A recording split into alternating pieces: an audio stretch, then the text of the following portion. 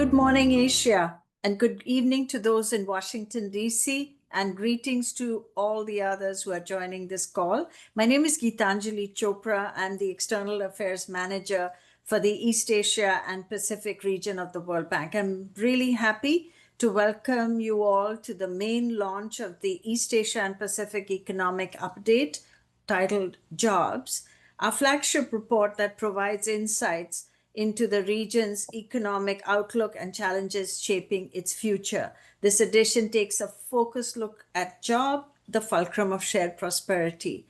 I am very pleased to introduce our distinguished speakers today. First, Felipe Jaramillo, the World Bank Vice President for the East Asia and Pacific region, and Aditya Mattu, our Chief Economist for the East Asia and Pacific region. We will start today with opening remarks from Felipe, our Vice President, and then it'll be followed by a presentation by Aditya Mattu. During the discussion and following that presentation, there will be a panel of experts that Aditya will introduce you all to. So without further ado, let me invite Felipe to deliver his opening remarks. Welcome, Felipe. Thank you very much, Geetanjali, and hello, everybody. Good evening in the U.S. and in the Western Hemisphere. Good morning in Asia. So let me just tell you very quickly three main points that I want to make as an intro to this new report that we're launching today, the World Bank's East Asia and Pacific Economic Update. The first point is about what's going on in the economies. And I guess the good news is that in the East Asian Pacific region, still the overall growth rate for that region is growing faster than most other regions. The only concern here is that our numbers do show that the region is going to slow down to 4.8% in 2025.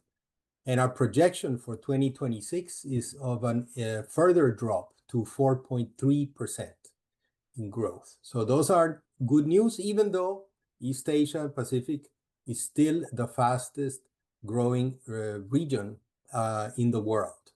But the dynamic of this year, next year shows this slowing trend. We know that, of course, China is a very important economy in this area, and growth in China is projected to decline from 4.8% this year to 4.2% in 2026. And the rest of the region is projected to grow by 4.4% in 2025 and 4.5% in 2026.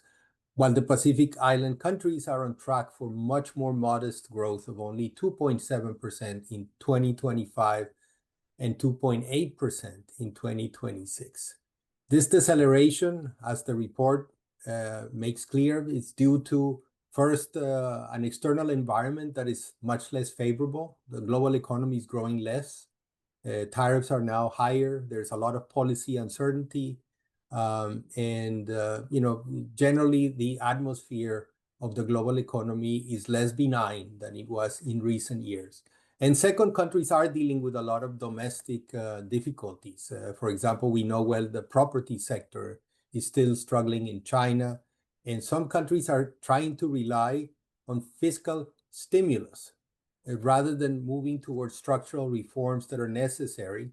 And those fiscal stimulus might yield higher growth today, but mostly does not contribute to durable development tomorrow.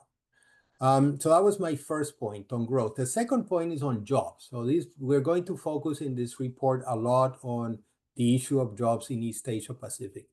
And there, what we find is that the good news is that most people in East Asia and the Pacific who look for work find it. The issue in this region is not of lack of jobs, as it is in some other regions. The problem in this region is the type of jobs, the quality of those jobs available. Too many jobs in the region are in low productivity sectors or are informal. Young people, particularly in places like China and Indonesia, struggle to find meaningful employment. And labor force participation can be also low, especially in the Pacific Island countries and in some countries among women. Now, in part, this is because the structural pace of transformation has slowed. It used to be that people were moving out of agriculture into more dynamic manufacturing and services. But in recent years, most job growth has taken place in lower productivity, informal services. And young firms, young entrepreneurs, typically the engines of a lot of job creation face obstacles to entering markets and tend to expand only very slowly after they are established. So that was my second point.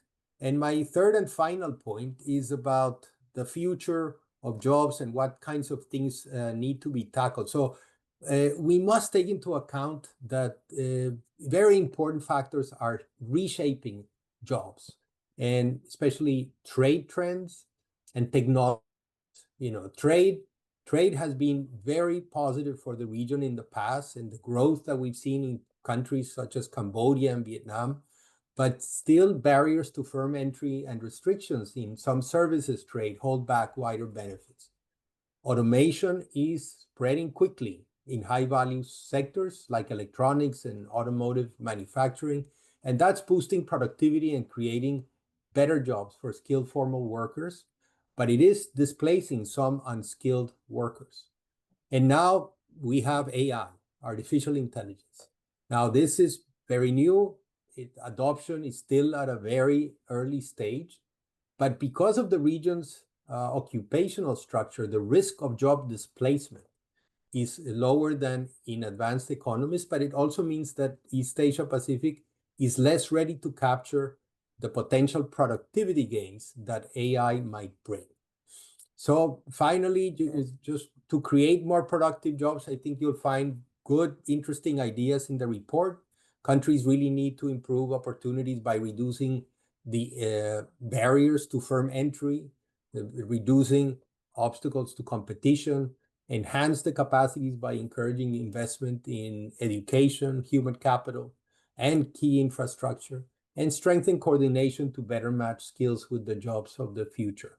So I hope that this update is a useful contribution to the debates on new policies and reforms to tackle these important problems, and I look forward to the discussion today. Thank you. Okay, thank you very much. So 4 things I'll talk about: growth, jobs, challenges, and policy, some of which Felipe has very nicely summarized already. To begin with, after 3 decades of really remarkable growth, this region has succeeded in lifting 1 billion people out of poverty. Even today, growth in this region remains higher than most other parts of the world. But growth is slowing down. And we see that this growth has slowed down is primarily at this stage consequence of the slowdown in growth in China, the largest economy, which accounts for more than 85% of GDP of the region. But other countries also, the major countries, are seeing growth either flattening, and we are not going to see a recovery in the coming year.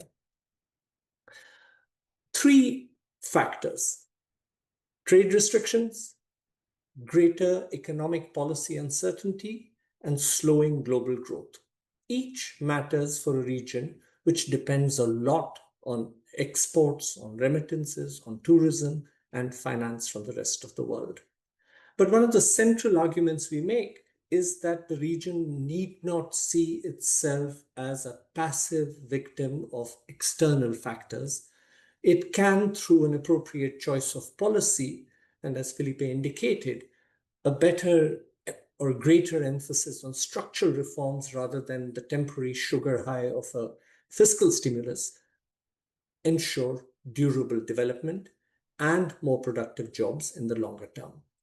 Let's begin with trade, which matters. And part of the global retreat from globalization, one of the most significant aspects of it is the increase in tariffs in the United States, which is an important market for the region. A large part of this increase is due to the so-called reciprocal tariffs. Now, ironically, the more developed countries in the region, like Vietnam, Thailand, and Philippines, have seen less of an increase in tariffs because of these reciprocal tariffs, because electronics and semiconductors have so far been exempted from the tariffs. But when it comes to the poorer countries like Laos, PDR, Myanmar, and Cambodia, their exports, for example, of garments have not been exempted.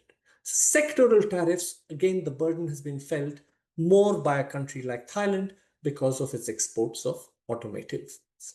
Now, there is a lot that we still don't know. For example, the rules against transshipment, what they will be, how they will be enforced, has still not been disclosed. And those can present a big challenge. For example, Cambodia's exports of garments rely heavily on imports of cloth from China. And that's true across the region. So the more the countries depend on China, the more they might be obliged to diversify away from the US market, and vice versa. The more they succeed in diversifying away from China, the less they'll be exposed to the higher transshipment tariffs. So this presents a particular challenge for a region that has been deeply integrated in global value chains and has benefited enormously from this international division of labor. Now, there's no question that higher tariffs lead to less allocative efficiency and therefore would reduce national incomes in the countries. But responding through selective liberalization may mitigate the costs, but there's no question that the greatest benefits in terms of allocative efficiency would come from liberalizing vis-a-vis all trading partners. And liberalizing not just tariffs, but also the non-tariff barriers in goods and especially services, which are still today among the highest in the world. That liberalization would bring gains which would make these foreign protection seem like small change on the development path of the region.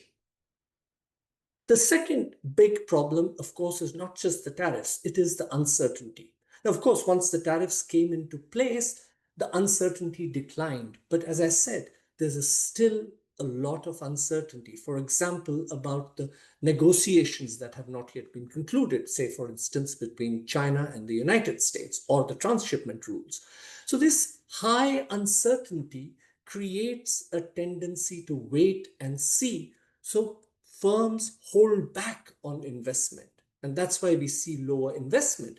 But they don't just hold back on investment. First, because investment is low, less jobs are generated. Secondly, you also hold back on offering long-term formal contracts to workers. So formal employment also tends to fall. And finally, global growth is slowing down. And for a region that relies a lot on exporting to the rest of the world, remittances, finance, tourism, that means lower growth in the region. A 1% decline in global growth could mean as much as a 0.6% decline in growth in the region. But importantly, sustaining higher growth cannot be just through temporary fiscal stimulus or consumer subsidies. That requires broader reforms of the kind that Felipe mentioned and that I have enumerated. So that is really the first conclusion. The second point that I would like to make now relates to jobs. And as you heard, employment is high in the region, but young people are struggling to find jobs. As many as 1 in 7 people in the 2 most populous countries in the region struggle to find any jobs. And fewer women work. The gap between men's participation in the labor force and women's is as high as 15 percentage points in countries like Indonesia, Malaysia, and the Philippines.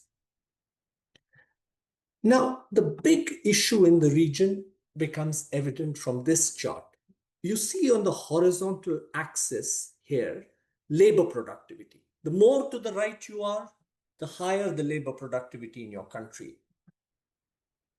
The vertical axis shows employment rates. The higher that you are, the more your employment rate is.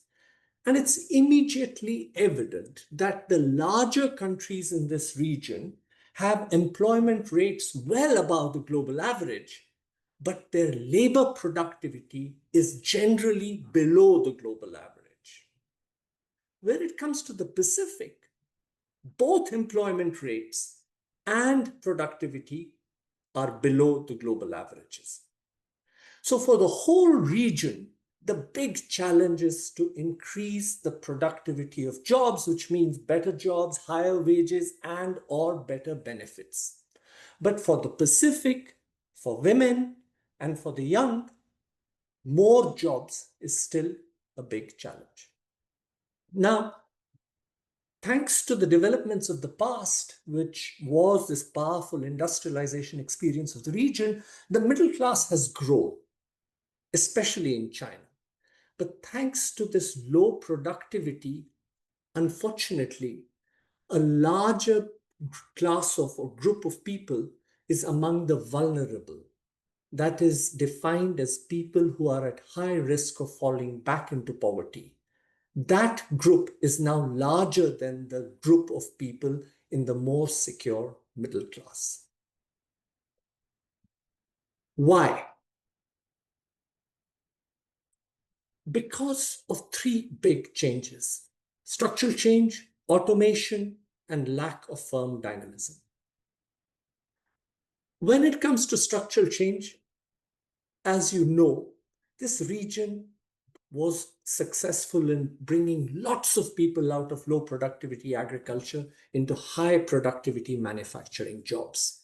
In the last decade, that has changed.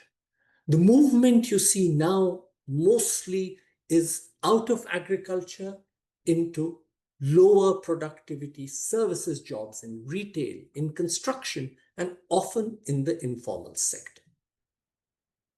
That's problem one. Let's turn to this bigger question of automation. And one of the things that we have succeeded in doing in a separate report called the Future Jobs Report is to take an integrated view of both robots and AI.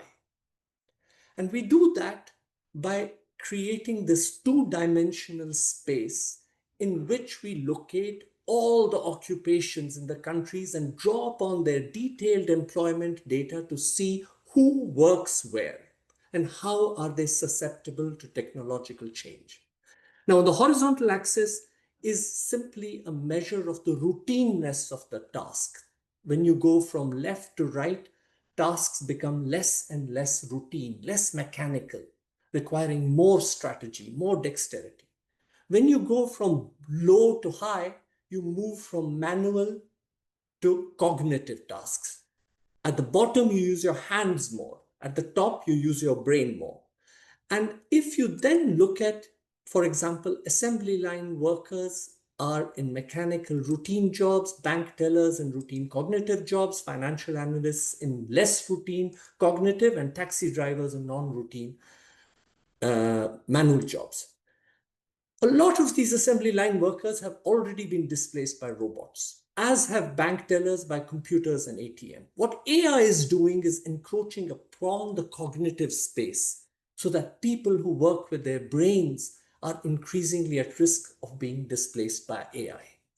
When AI inhabits the brain of a robot, it becomes a self-driving taxi, and that hurts potentially people even in non-routine cognitive tasks. The good news is some people whose tasks are only partially replaced by AI, like teachers and doctors, can be empowered by AI and become even more productive. And finally, as with all technologies of the past, you have new jobs coming, a prompt engineer, a drone pilot. And that's what really always has led eventually to the fact that technologies have not permanently displaced workers, but created new tasks. But let's look at the region now through this lens. And what you see is that most of the region's workers are still occupied in manual tasks or in routine tasks. Relatively few are in non-routine cognitive tasks. Two implications. The bigger threat to jobs today is automation other than AI. But the region is less exposed to AI, and that's good news, but it is also less equipped to take advantage of AI to enhance the productivity of occupations which rely partially on AI. And that is a concern. Now, AI is mostly just being implemented, but we can learn a lot about automation by looking at the growth of robots. First, in Malaysia and Thailand, recently at incredible rates in China and Vietnam. What we see is that robots increase productivity, and they also increase the jobs of high-skilled workers. As many as 2 million high-skilled jobs were created between 2018 and 2022 in 5 countries of the region for which we have data. But at the same time, as many as 1.5 million low-skilled jobs were displaced, and there is circumstantial evidence that a lot of these people found refuge in the informal sector.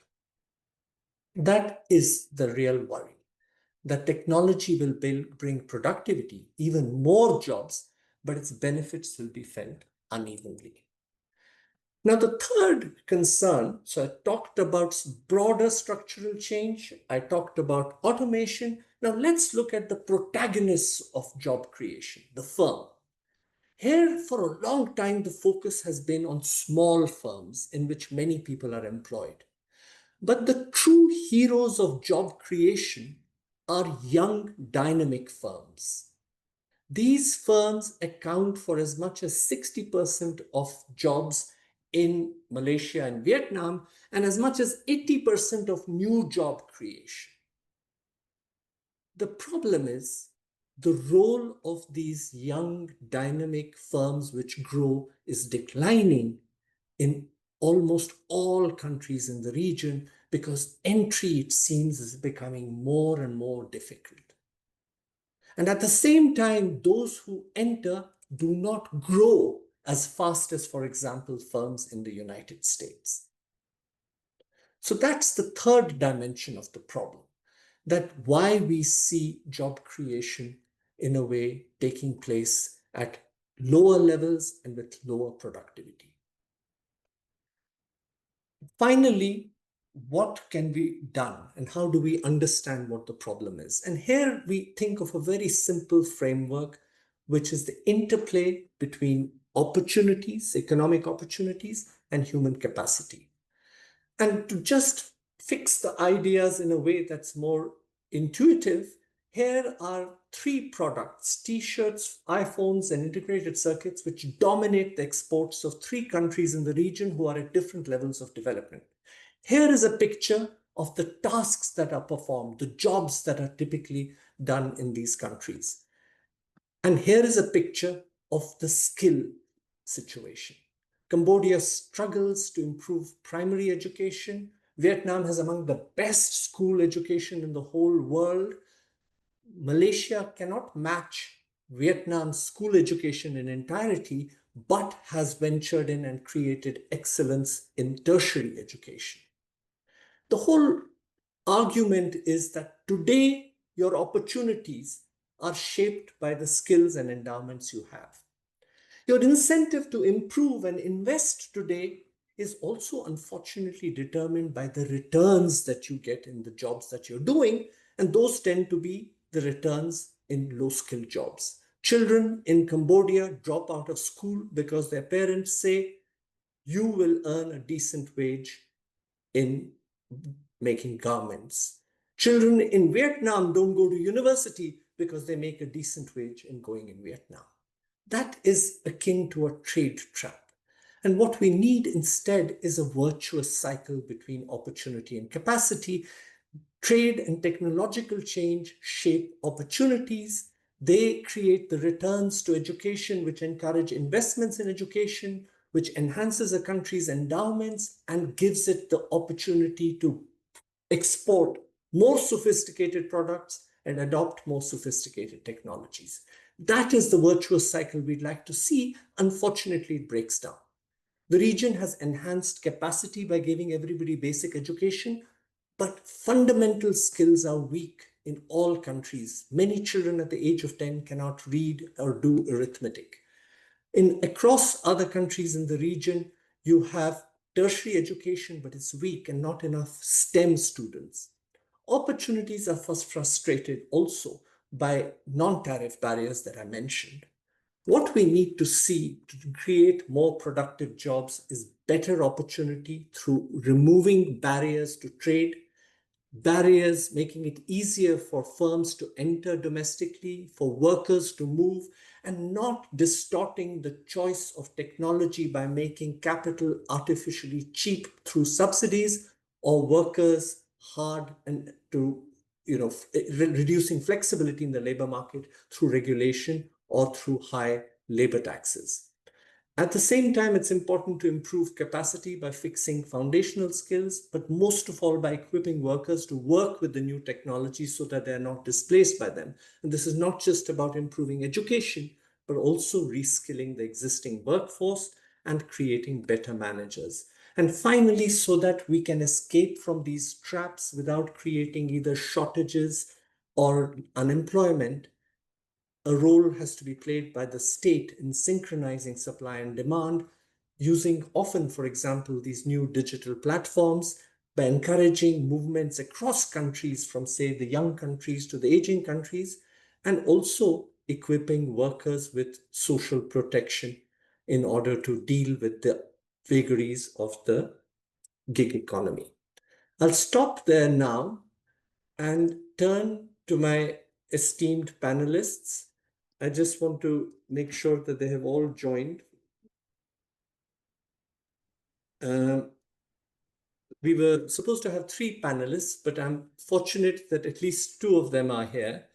The first panelist I'd like to introduce to you is Tan Sri Rebecca Fatima Santamaria, who's the director of the Institute for Democracy and Economic Affairs, a non-profit research institute based in Malaysia. And she was formerly the executive director at the Asia Pacific Economic Cooperation Secretariat. In this age of Google, I will not tell you about her many other accomplishments. And then we are fortunate to have with us Dr. Supavud Saechua, who's the chairman of the National Economic and Social Development Council of Thailand. Thank you very much for being here with us today. We are thrilled to have you, and I'm sure that our audience, which is large and active, is going to love to hear your perspectives on 2 of the most important countries in our region. And I'm going to divide this conversation along themes and begin with growth. And if I can start with you, Supavud, Thailand has seen remarkable progress in the past, but growth has slowed down in recent years. We also see increasing political status, uncertainty. A big picture question: what would it take to revive growth? And if I can make it even harder for you, what would increase the political likelihood of the reforms that are needed being implemented? Oh, thank you very much, and I'm very glad to be here. You asked very, very tough questions that Thailand has so far failed to grapple with during the past, decade or so. So let me just begin by saying that admit to the problem that in fact Thailand's GDP is probably going to grow only about 1% something in the second half of this year. And the Bank of Thailand expects that it will grow to about 1.5% for next year, which is probably among the lowest in the region. Now, many reasons for this, but I think weak domestic demand, high debt problems are among the factors, including obviously pressures from international trade, from US trade policy, are depressing things. Now, how do we get things going?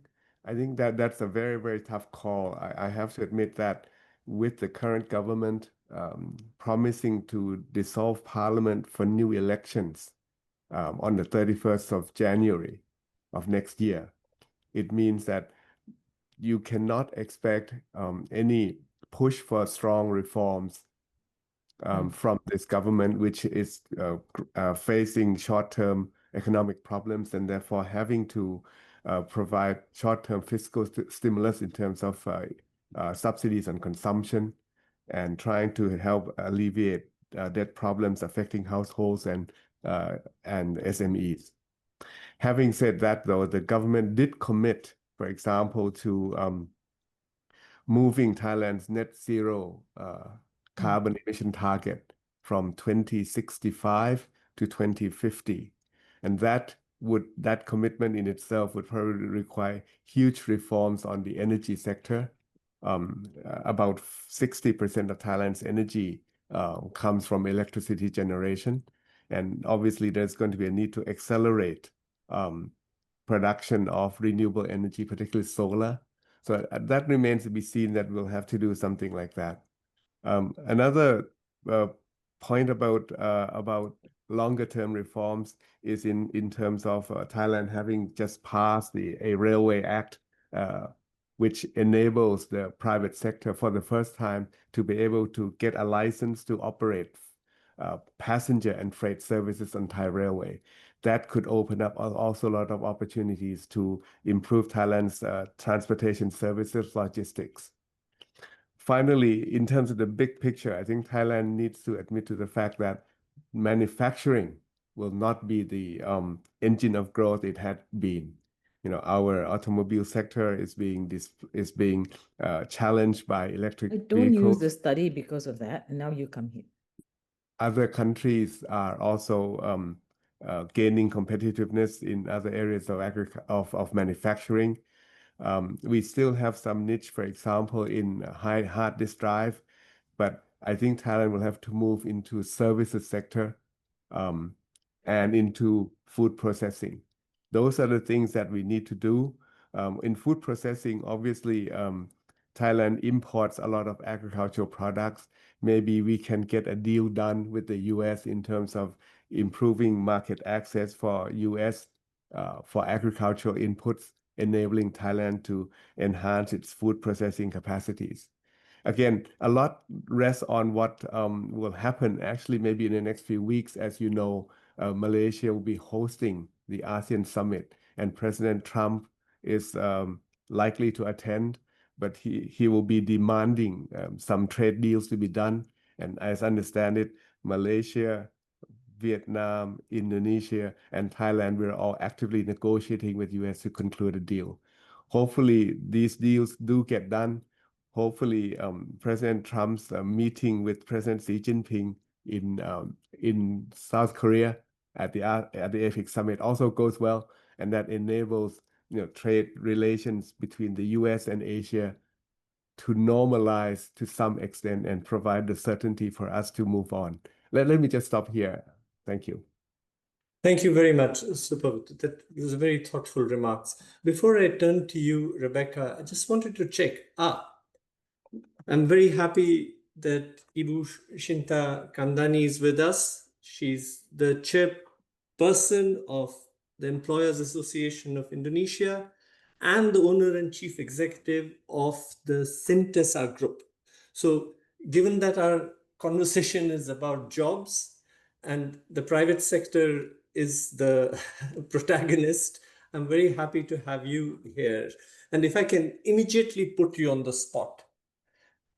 Indonesia, each government says and sets a target of 8% growth. And eventually, Indonesia has grown at a steady, remarkably steady, and still impressive growth of 5% every year, plus minus 2, except in exceptional years. What do you see as the reasons for the persistence of this gap between reality and ambition? And what do you think could be done to bridge that gap? Yes, Thank you very much, Aditya, and thank you for this opportunity. Actually, the target of 8% that our government is aiming has always been a number that everybody's talking about. How do we reach to that number? As you know, on economic growth, for Indonesia, of course, the biggest part contribution will come from the domestic consumption. But investment reach about the 28% contribution to the GDP. And I think this is where the key lies, is where, how Indonesia can drive more investment to boost the 8% growth, because government spending and so on is like 7%, net export is only like 10%, so it's like really small. So besides domestic consumption, we are really focusing on investment, and this is where the key lies on how Indonesia can have a conducive, a competitive, a business environment in our ease of doing business, so that investment will actually come in with the right investment climate. But the biggest challenge that we maybe face right now is the creation of jobs in Indonesia. So if we see the investment that has been coming in actually has shifted the past 7 years.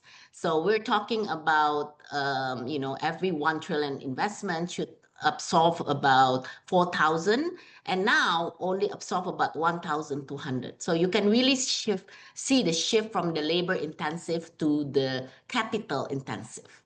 And as you know, capital intensive also required skills, because it's more high tech, where Indonesia is very low skill based. Because if you look at the manpower structure, mostly we have now 153 million of the labor force. Actually, 39% comes only from primary schools, very low skill. And we also have issue along line of the link and match. So if we look at now, the job creation is a very, very, with automatization, digitalization, the kind of, this is really a key factor. And where do they go? So if the industry cannot absorb, of course, it becomes a big informal sector. So almost 60% now, 59%. It comes in the informal sector, which is all these SMEs, 97% of our economy is SMEs. So the informal sector is very high, which have no percentage of income. And of course, also on the job security and things like that. This is a big issue. So rather than the dynamic manufacturing, where Indonesia used to be very robust on labor intensive, it goes more now to the low productivity services and informal work. So I think the report, the World Bank report, shows that since the 2000, most labor realization has been from agriculture into the low productivity, often informal services instead of high productivity manufacturing, confirming the trap we see in the practices. And it also really highlights the sector that are resilient engine for the job creation, but notes that Indonesia manufacturing share has been changed in really the 3 decades. So theoretically, the manufacturing is the most fertile ground for creating from a job. Among the 3 largest employment absorbing sector, 61% of the workers in manufacturing are in the formal employment. So we are supposed to focus on the manufacturing, but instead, this is not what's happening. This is far higher than agriculture, 12%, and accommodation, food services is about 29%. So manufacturing is still the biggest contribution for the formal employment. However, as you see, as I mentioned, Indonesia is experiencing symptoms of the premature disindustrialization. And our industry are weakening before reaching their peak. if we see the manufacturing sector contribution to the GDP continues to decline. In 2024, the non-oil and gas manufacturing contracted by less than 0.86 percentage points. So this is sectorally over the past decade. I think 9 out of 15 manufacturing subsectors have really actually shrunk. And we also look at the economic structure has long shifted toward the non-tradable services. So this is, I think, something that Indonesia really has shifted to services too early before its industrial really has matured. And secondly, I just want to touch also on the youth employment, because this is also a contribution. If we want to look at the job creation, the youth employment crisis is at the moment very acute. And the private sector in Indonesia really has confirmed that the entry level hiring is constrained, not by absence of role, but by the mismatch of its skills. So this is, I think, something that needs to be paid attention. And of course, the trade and technology disruption are really felt. So, Vishinta, I'll come back to you both on the technology question, and you have to think about more positive things that can be done forward, because the picture you paint is not a happy picture.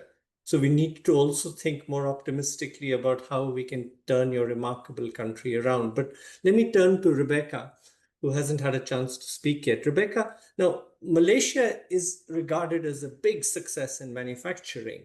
And it has, but ironically, even Malaysia's share of manufacturing in output, I think, is declining. Now, it has benefited enormously from this China plus one phenomenon of relocation. But today, you have not yet seen tariffs on electronics and semiconductors. You also don't know what these rules of origin are going to be. So you're at this delicate fulcrum point where you are quite reliant on inputs from China and integrated with China's market, and also depend on exports to the US. What is your sense of how firms are responding to this uncertainty? Yep. Thank you so much for first of all inviting me to share some thoughts with you. I want to just provide a bit of background on the tariff issue, just so that we understand where we're at. None of us in ASEAN have been spared, and the worst part is our less developed member states are the ones with the highest tariffs. We talk Cambodia and Laos. So even as we are negotiating bilaterally with the US, we're very cognizant of the fact that whatever we do will have an impact on the other member states as well. This is part of the whole regional economic integration effort that we had, right? And we saw how we deliberately, tried to link through our economic integration efforts the supply chains within the region. And then you have the ASEAN plus one. The ASEAN China, for example, was 2004 when we had the ASEAN China FTA. Then you have RCEP. All these, the Regional Comprehensive Economic Partnership Agreement. Now, all these efforts have really strengthened or were deliberately put in place to strengthen supply chains in the region, right? And what has happened today is it's an unintended consequence, right?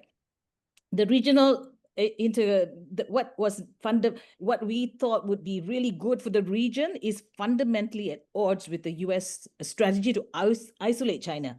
So the Trump administration now is using a term called China washing trade, so it's taken a negative spin on what we were trying to do. But having said all that, ASEAN, the economic ministers, when they met this year, they decided, no, with this, we have to do something about it.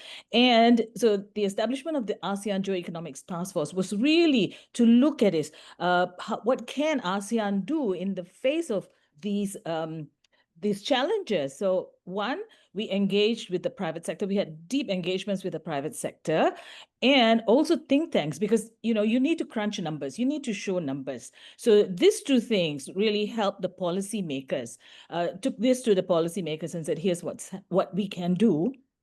There are two sides, managing the US, but also managing the excess supply that's going to come in from China to us. Now, and if you recall what the EU just did with steel, they raised their tariffs, right, on steel. Now, ASEAN can't do that because we have the free trade agreement. So we cannot raise tariffs to manage the flow of goods from China. So what you need to do is look at trade remedies.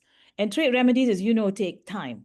So that delicate balance between managing what's happening in the US versus what's the kind of impact that you're having from China. So those things are being discussed. I mean, we're not going in not wide-eyed. We're very wide-eyed about the whole situation. Now, coming back to the private sector, interestingly, when we did a survey of some of the companies, they said within the next 12 months, they will continue to look at investments in ASEAN.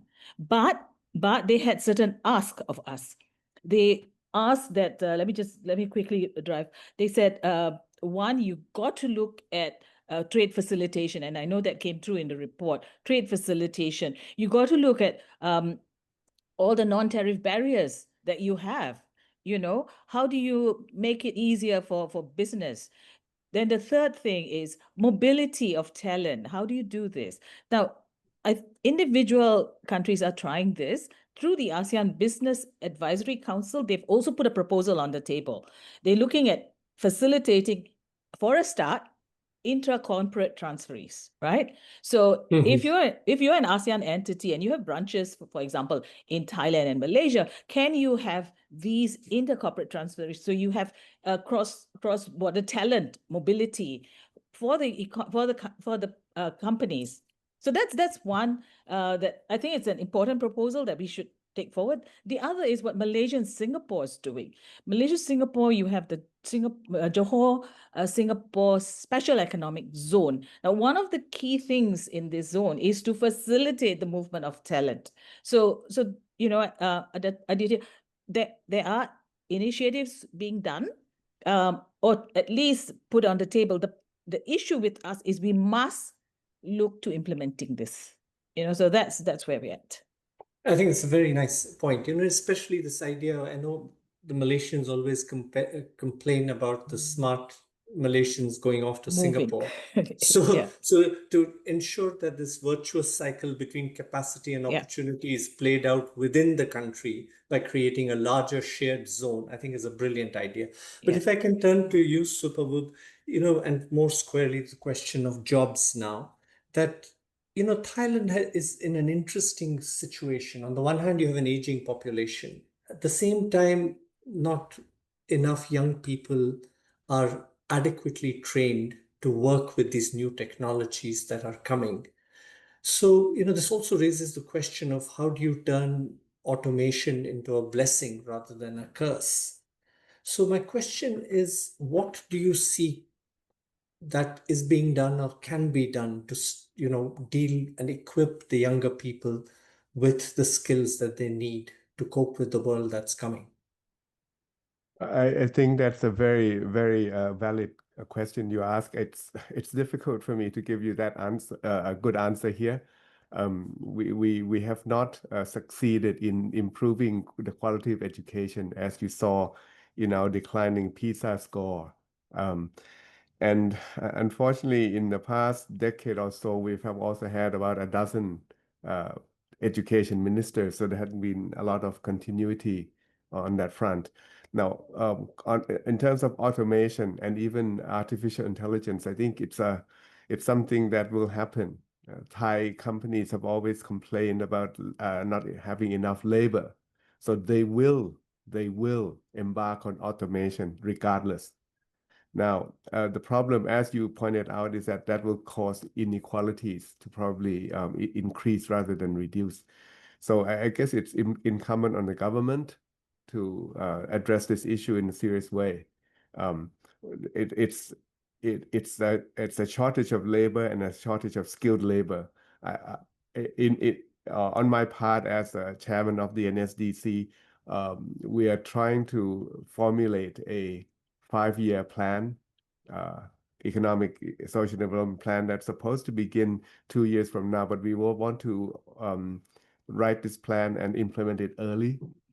And this plan will heavily emphasize on key factors of production that needs upgrading. For example, as mentioned to you already about energy, of course, human resources will be even more important.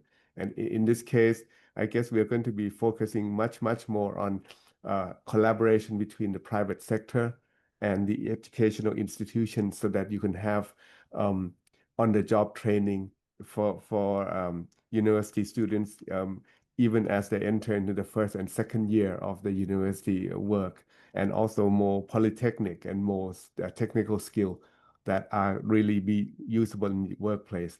The government, the Civil Service Commission has already began pilot projects in this regard, and I think we're going to have to scale up on those points. I don't have the numbers, unfortunately. I don't have the concrete numbers to give you, but definitely there's a lot of effort that's beginning on several fronts. As I mentioned, this is an ongoing problem that we now realize that needs to be addressed very fully. It's also going to be a part of the other part is going to tell the Thai people that there'll be opportunities opening up in certain sectors. As I mentioned to you about the railway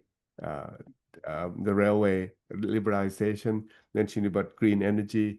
We're going to have to do much more on agriculture and technology in agriculture. These will send signals to people that, look, there'll be jobs to be created in these fields, and they will then be able to accordingly pick their education path to win those jobs. I think that is a really thoughtful response, because you have to work not just on building capacity, but also incentives to acquire skills. And those come from better opportunities. Now, Ibu Shinta, you described brilliantly what is happening today, a somewhat depressing picture. Now, one of the problems also is that Indonesia has shifted away, as you very effectively described, away from labor-intensive production towards more, capital intensive. Even this downstreaming that is happening in the minerals sector, it's not clear that it creates the same kind of jobs that shirts and shoes create. So what are the steps that you would recommend to both improve capacity, but also the opportunities you need to motivate people to acquire those skills that they need? And, especially as you were saying, and I rudely interrupted you, was that the trade and technology both pose challenges. So how would you respond in a crisp 3-point way? Yeah. Thank you. So like I said, maybe there's many challenges, obviously, that we are facing. But one thing, I think the government is very much responsive towards the current conditions. So they are really trying to, right now, the focus is deregulations, really trying to revise some of our regulatory framework that will hamper what we're talking about, the doing business itself. But I think when also providing a lot of incentive now to incentivize, including revitalization of the labor intensive. But you were talking about trade and technology, because they are really, I think these two aspects really are reshaping Indonesia. And I think the private sector is actually also responding with both opportunity and on caution. I think, let me start with the trade, because Rebecca mentioned about, of course, the tariff and so forth. Indonesia is, I think, facing the same thing. Our export to the US is actually still quite small. It's about 10%. But again, what hits is the labor intensive. 61% of our garment textile goes to the US, right? So this is an important part that where now government is, although there is already a reciprocal tariff, same, but still continue on negotiation on getting the best deal possible. What does this mean for business? Actually, supply chain really, if you look at the global trade, about 33 trillion in 2024, supply chains are no longer optimized purely for cost, but they also must be resilient. So if we look at companies now as not just where it is the cheapest, but where it is the safest, the fastest, and the most compliant. So the trend is really clear. The friendshoring, nearshoring, and dual sourcing are becoming strategic imperatives. And I think the report, your report, also captured these trends vividly. I think first, if we see the new tariff could significantly reduce export to the US. For Indonesia, I already mentioned, but I think when we talk about the transition costs, it's also very real. Shifting production and export patterns takes time, and capital and strong policy coordination, especially for industry deeply tied to global value chain, is this is going to be something we have to be very cautious about. And the third aspect is the report also points out to another uncertainty, the potential of tightening of the rule of origin. I think this is something that I wanted to mention. I think aiming at really reducing the over-reliance on imported inputs, especially when we talk about China. So while this could raise the short-term adjustment costs, it may also drive the greater domestic value addition and help really strengthening the local supply chain in the long run. And I think if we look at, Indonesian export, too much flow through the same rivers, leaving really fertile, high potential opportunities untapped. So this is something that we are really, really now focusing on. Like our RCEP, we're talking about now, our connection to many, we are also completing many of the trade agreements, both bilaterally, regionally. We just completed our EU-CEPA, which is an important part. But let me touch on technology. I think technology is really amplifying both this opportunity and risk as well. And what we are seeing is that automation, I think, pushes really firms to become more productive. And when we talk about manpower, our biggest issue is productivity. But automation that may replace jobs is actually pushing also companies to be more productive, and that productivity often feeds back into higher output and export growth. So it is a dual in for companies. But again, I think I have to mention that the impact isn't even. So skilled workers gain the most, while low-skilled workers face greater pressure.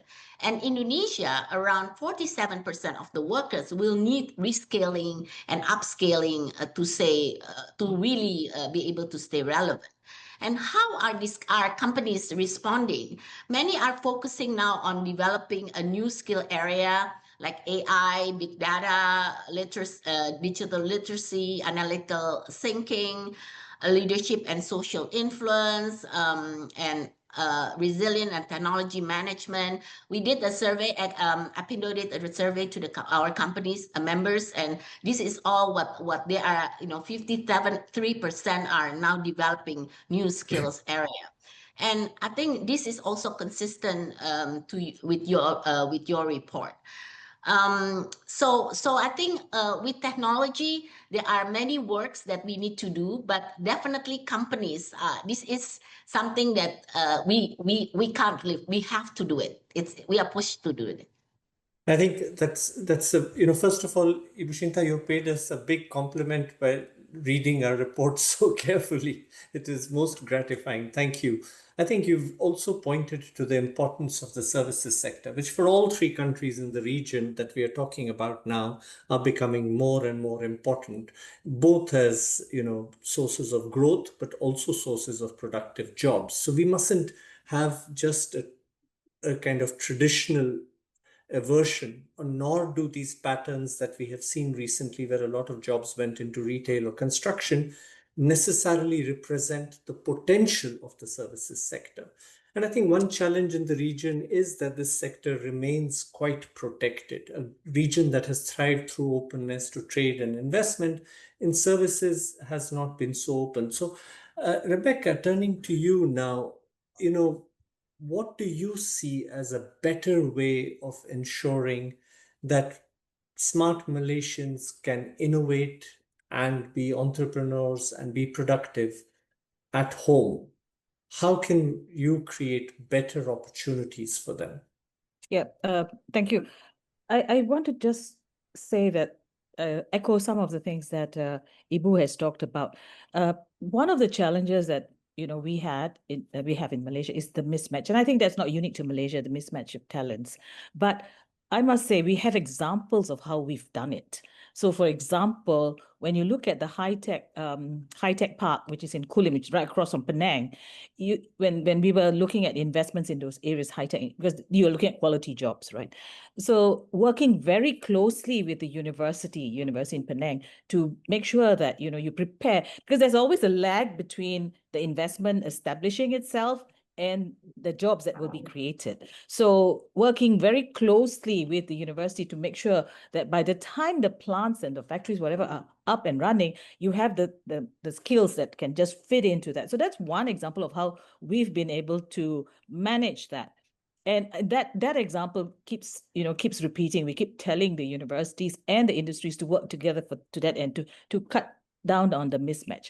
The other thing I think is important to highlight, because we talked about automation and loss of jobs and all that. So we're in Malaysia very cognizant of it. There is this body called the Talent Corp. It's directly under the Ministry of Human Resources. They did a very interesting study recently, the impact of artificial intelligence, digital and green economy on Malaysia's workforce, where they highlighted that 620,000 jobs in Malaysia are at risk because of AI, right? But having said that, they also state that there are emerging roles where jobs will be created. So you're looking at things like AI engineers, data scientists, cybersecurity analysts. You're also looking at green economy jobs, like people in sustainability specialists, renewable energy engineers. So they're very specific. They looked at the sectors and say, here are where the gaps are right now. These are the potential. So the next step, and this is always a challenge for Malaysia. You've got this beautiful report. What do you do with it? So our challenge now is to take this report, which I find extremely useful, and it really aligns with some of the points that you raised in your study, and to say to the education. So you need to get a whole of government kind of approach, cliched as it sounds. You've got to get the education ministry on board. You've got to get the human resources. You got to get the finance folks on board, the trade people on board, and see how these recommendations can then be fully implemented for the benefit of Malaysians. Thank you very much, Rebecca. This is the best part of a large team working very hard to produce work, that you people are actually reading it, and it echoes some of your own perceptions, perhaps with more data. So, we are running out of time, but what I would love is if each of you, in exactly 1 minute, were to tell us that what is it that you feel most curious about from a developmental perspective, on which an issue that you would like to see more good analytical work, which would, in a way, make the knowledge bank that we are supposed to be even more effective. So 1 minute, starting with you, Supabul. Well, AI digitization for healthcare. I think with aging population and Thailand being competitive in the wellness industry, I think let's see what AI, what digitization can do to deal with the backroom issues, deal with the data issues, coordination issues, and leave the high touch stuff to the humans that we will be training. That's my point. Thank you. Wonderful. Thank you so much. Ibu Shinta. Yeah, I want to focus also on the government side, and this is our expectation of how to work together as well. And I think first there are three aspects. One, I think our government need to also cut some of the deadweight losses that hold back productivity. So I think productivity is really, really a key. The second is the accelerating adoption. So I think we really need we cannot talk about just the big businesses, we have to talk about SMEs, which is a big part, 97% of our economy, and they want to digitalize. So there needs to be an ecosystem that help them, to really adopt, and digitalization needs to take place. Finally, I think the next part is to help really firms and workers to move in sync. I think to often innovation move faster than the workforce ability to adapt. So government can act as these connectors and linking really industries with university, training centers, and local government to build really a continuous pipeline in the relevant skills. Yep. Wonderful. Very, very, very Very good. perceptive and important. Yep. And the final word goes to you, Rebecca. Yeah. My passion is with structural reform. So I would like to see a lot more evidence-based on the value of structural reform, and managing all the choke points and all that in the system. That's one. But I also would like to see government act on some of the very concrete proposals coming from the business. For example, the businesses have established, as I mentioned, the ASEAN Supply Chain Coordination Council, completely business driven, and they've come up with very early work that has to be done. One is a regional supply chain resilience dashboard. I mean, that's interesting. Then an ASEAN-wide supplier directory for regional sourcing. And third was a mobility protocol to facilitate movement of technical experts and business professionals. So you have all these very good proposals by the private sector. Some of it they did, like for example, dashboard they are doing. So how can government work with the businesses in managing this or taking these ideas forward, while also looking at structural reform? And I'd like to see how international bodies like the World Bank can help us with data on structural reform. Intuitively, you think it's fine, but what kind, which areas, and how effective can it be with some data and evidence-based work for us? Thank you very much. This has been a fantastic conversation. I think your suggestions and your demands should hold us to account so that we can produce knowledge that is relevant and useful. And with counterparts like you, it is a pleasure to interact and to work with you. We've had nearly 500 people listening to us today, and I think many of them were attracted by your presence. I thank you very much, Ibu Shinta, Supavud, and Rebecca. We are most grateful. And I also thank our Vice President, Felipe, for his participation, and for all the people who have worked hard to organize this event and to produce this report, and everybody else who joined us today. Thank you very much. Thank you. Bye-bye. Thank you. Bye. Bye. Goodbye.